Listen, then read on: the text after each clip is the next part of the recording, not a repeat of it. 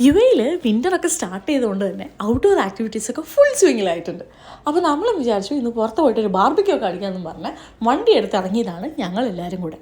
നമ്മളിപ്പോൾ പോയിക്കൊണ്ടിരിക്കുന്നത് ഷാർജയിലെ ഖോഫർ ഖാനിലെ ഷീസ് പാർക്കിൻ്റെ സൈഡിലൂടെ പോകുമ്പോൾ ഒരു ചെറിയൊരു ഓഫ് റോഡ് പോലെയൊക്കെ കിട്ടും. അപ്പോൾ വഴിയിലൊക്കെ ഇങ്ങനെ വെള്ളമൊക്കെ ഉണ്ടാവും. അപ്പോൾ അതിലേക്കൂടെ പോയി കുറച്ചങ്ങ് പോയി കഴിയുമ്പോൾ ഒരു ലൊക്കേഷൻ ഉണ്ട്, അവിടെ പോയിട്ട് ബാർബിക്യൂ അടിക്കാമെന്നാണ് നമ്മളിന്ന് വിചാരിച്ചിരിക്കുന്നത്.